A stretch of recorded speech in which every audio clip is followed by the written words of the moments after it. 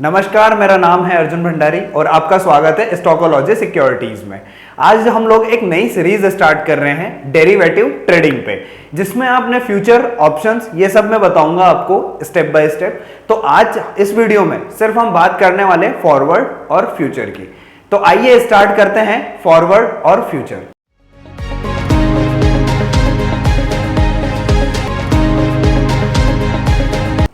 तो हम बात कर रहे थे फ्यूचर और ऑप्शन की, है ना। तो फ्यूचर क्या होता है, ऑप्शन क्या होता है, ये तो आपके आने वाले वीडियो में ही पता लगेगा।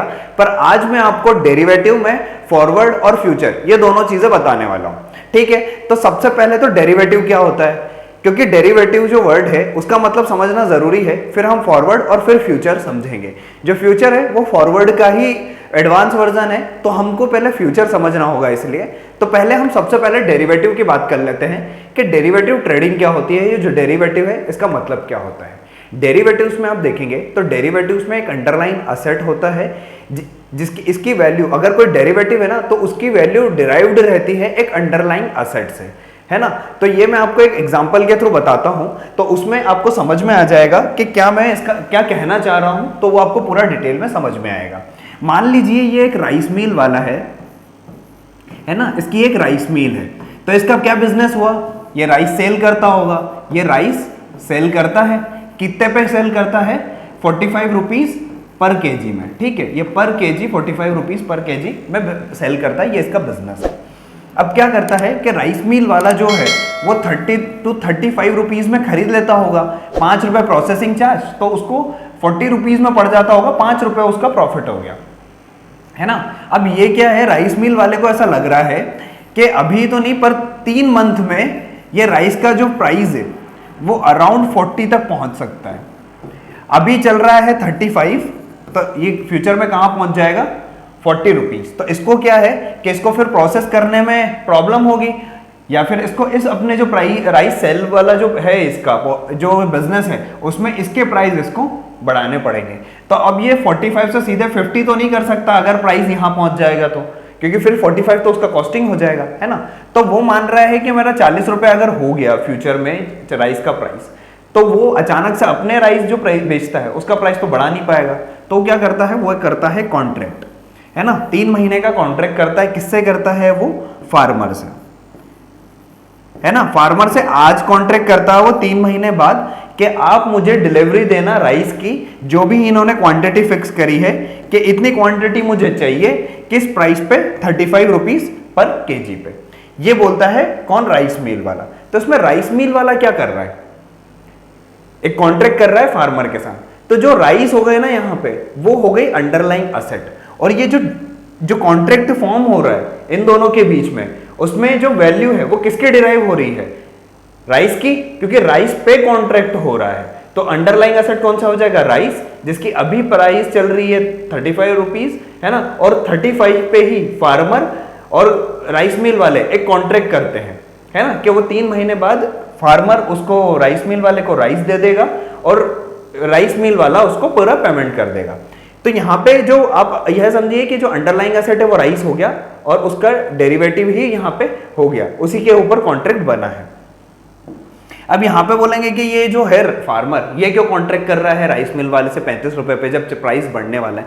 यहाँ पे होता क्या है कि जो राइस मिल वाला है ना, ये उसका व्यू है, फार्मर का व्यू अलग हो सकता है।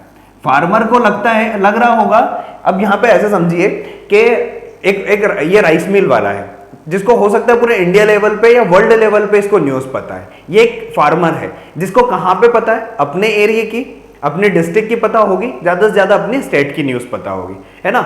इसको लग रहा है कि पूरे ही इंडिया में या वर्ल्ड लेवल पे इस बार राइस प्रोडक्शन कम होगा। तो क्या होगा, राइस का प्राइस बढ़ जाएगा, उतना प्रोडक्शन नहीं होगा जितना रिक्वायरमेंट है, तो राइस का प्राइस बढ़ जाएगा। ये है किसान, है ना, फार्मर है। अब इसको अपने एरिया का ही पता है, इसके एरिया में फसल बहुत अच्छी है, इसके एरिया में राइस का प्रोडक्शन अच्छा होने वाला है। ये अभी मान रहा है ऐसा कि हमारे इधर तो बहुत अच्छा है, मतलब ये सोच रहा है कि राइस का प्रोडक्शन ज्यादा होगा। तो हो सकता है कि फ्यूचर में जो अभी 35 रुपीज वैल्यू चल रही है वो कम हो जाए, है ना, क्योंकि मार्केट में ज्यादा राइस आ जाएंगे। जब राइस का वो आएगा तो राइस की सप्लाई बढ़ जाएगी, तो हो सकता है कि मार्केट प्राइस कम हो जाए। अभी 35 रुपए चल रहा है तो मैं अभी कॉन्ट्रैक्ट कर लेता हूँ, तो मैं 35 रुपए में मेरा राइस बिक जाएगा और मुझे फायदा हो जाएगा। मैं फ्यूचर प्राइस जो ऊपर फ्लक्चुएशन है उससे बच जाऊंगा। इन दोनों का मोटिव क्या है, जो फ्यूचर प्राइस है, फ्यूचर में जो प्राइस आने वाला है वो ये प्रेडिक्ट करके उसके फ्लक्चुएशन से बचने की कोशिश कर रहे हैं। राइस मिल वाला बढ़े हुए प्राइस से कोशिश कर रहा है बचने की, जो फार्मर है वो नीचे आने वाले प्राइस से कोशिश कर रहा है बचने की, है ना। तो ये इन दोनों का व्यू हो गया। अब यहाँ पे ये जो कॉन्ट्रैक्ट फॉर्म हुआ इन दोनों के बीच में, इसको बोलते हैं फॉरवर्ड कॉन्ट्रैक्ट। फॉरवर्ड समझ में आया? इन दोनों के बीच में जो कॉन्ट्रैक्ट हुआ उसको क्या बोलेंगे हम? फॉरवर्ड कॉन्ट्रैक्ट, क्योंकि ये इन दोनों के बीच में हुआ। इसमें क्या होता है, ये अपने टर्म कंडीशन सेलेक्ट कर सकते हैं, मतलब इन दोनों को हक है अपने टर्म कंडीशंस एडजस्ट करने का, ठीक है। तो यहां पे ये इस जो कॉन्ट्रैक्ट है इसको हम या तो बोलेंगे फॉरवर्ड कॉन्ट्रैक्ट या बोलेंगे over the counter, OTC, over the counter contract, forward और ओवर द काउंटर कॉन्ट्रैक्ट। अब इसी का एडवांस वर्जन होता है फ्यूचर कॉन्ट्रैक्ट, है ना। जो फ्यूचर्स हैं वो एक कॉन्ट्रैक्ट होता है, उसमें क्या होता है कि अब इन दोनों के बीच में आप ऐसा समझिए कि एक थर्ड पर्सन आ जाता है। एक थर्ड पर्सन कौन हो गया, हम मान लेते हैं कोई एक्सचेंज है ना, इनके गांव का, इनके लोकल एक्सचेंज है ये कोई। अब क्या करता है कि ये जो राइस मिल वाला है ना, ये भी इसके पास कुछ अमाउंट डिपॉजिट कर देता है, ये भी इसके पास कुछ अमाउंट डिपॉजिट करता है। जब इन्होंने कॉन्ट्रैक्ट फॉर्म किया तो ये इसके पास गए और इन दोनों ने क्या किया, कुछ अमाउंट डिपॉजिट कर दिया। जैसे 5 रुपीज इसने करे, 5 रुपीज इसने करे, है ना, वो 1 kg पे। तो इन दोनों ने यहाँ पे अमाउंट डिपॉजिट कर दिया और इसने क्या किया, इसने बोला कि जैसे ही आपका 3 मंथ खत्म होंगे, जब आपका कॉन्ट्रैक्ट कंप्लीट होगा, तो राइस वाले को क्या चाहिए, राइस की डिलीवरी चाहिए। तो ये एक्सचेंज क्या करेगा, इनको डिलीवरी दे देगा और फार्मर को वो कैश दे देगा। मतलब ये क्या प्रोवाइड कर रहा है, सिक्योरिटी। अब यहाँ पे क्या आ गया, सिक्योरिटी। ये क्या प्रोवाइड कर रहा है, सिक्योरिटी। अब यहाँ पे क्या है, एक आ जाता है वर्ड रिस्क।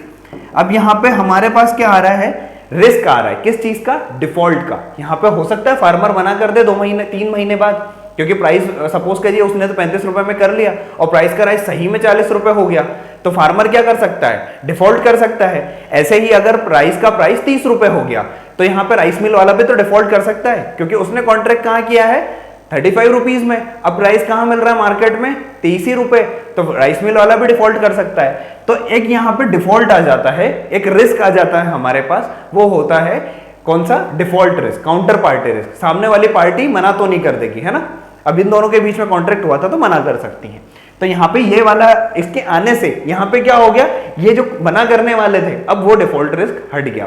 और दूसरी एक और चीज होती है लिक्विडिटी। मान लीजिए इन दोनों को कॉन्ट्रैक्ट तो करना है, फार्मर को भी करना है, राइस मिल वाले को भी करना है, पर प्रॉब्लम क्या है इन दोनों के साथ कि इन दोनों को मिलाएगा कौन, इन दोनों को ये एक दूसरे से मिलके कॉन्ट्रैक्ट कैसे करेंगे। तो हो सकता है यहाँ पे आसपास का एरिया में इनका जो है सारे फार्मर्स आते हैं एक्सचेंज के पास, और राइस मिल वालों को अगर कॉन्टैक्ट करना है तो वो भी किससे कॉन्टैक्ट करेंगे, एक्सचेंज से, है ना। तो एक्सचेंज वाला क्या कर रहा है, इनका इनको बोल देगा कि हाँ, मतलब राइस मिल वाला, ये राइस मिल वाला ये प्राइस ऑफर कर रहा है, इसको इतने महीने बाद डिलीवरी चाहिए। दूसरा राइस मिल वाला है भी, वो उसको इतने महीने का कॉन्ट्रैक्ट है और इस प्राइस पे डिलीवर करने का बोल रहा है। तो यहाँ पे क्या हो रहा है, जो फार्मर है वो अपने बेसिस पे वहां पे कॉन्ट्रैक्ट चूज कर सकता है कि हाँ मैं 3 महीने वाले कॉन्ट्रैक्ट कर सकता हूँ, मैं 2 महीने वाला कॉन्ट्रैक्ट कर सकता हूँ, क्योंकि अलग अलग किसान की अलग अलग टाइम पे फसल आ रही है ना, अलग अलग टाइम पे वो राइस डिलीवर कर सकते हैं। तो एक्सचेंज ये 2 चीजें कर देगा यहाँ पे। तो ये हो गया हमारा फॉरवर्ड का बेसिक।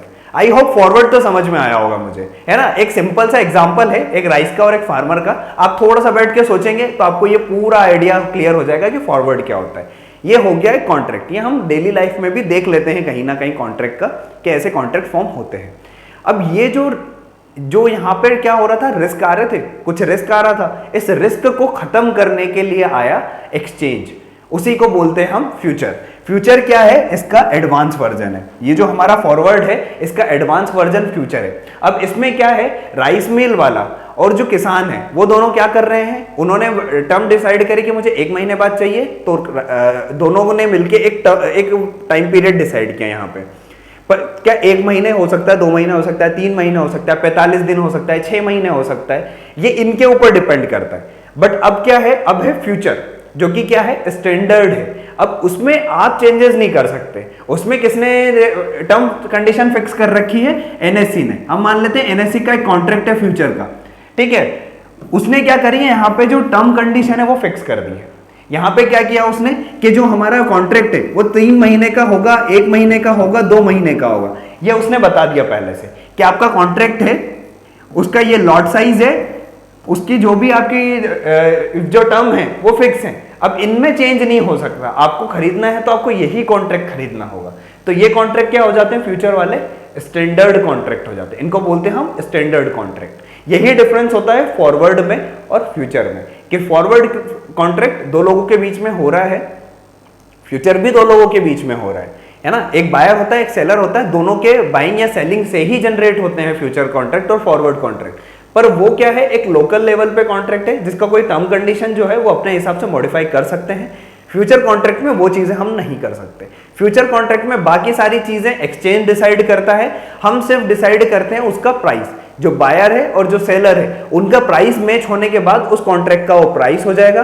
उसके बाद उस कॉन्ट्रैक्ट में अगर सपोज कीजिए कि राइस का कॉन्ट्रैक्ट किया 35 रुपीज में, अब जो राइस है उसका प्राइस अभी चल रहा है 30 रुपए और राइस के जो कॉन्ट्रैक्ट है उसका प्राइस चल रहा है 35 रुपए, 5 रुपए प्रीमियम पे फ्यूचर का प्राइस कॉन्ट्रैक्ट हो रहा है क्योंकि वो फ्यूचर का प्राइस है। तो हमेशा ही प्रीमियम पे इन जनरल ये होता है कि प्रीमियम पे वो ट्रेड करता है, ठीक है। अब यहाँ पे क्या होता है, राइस का प्राइस बढ़ना चालू होता है ना।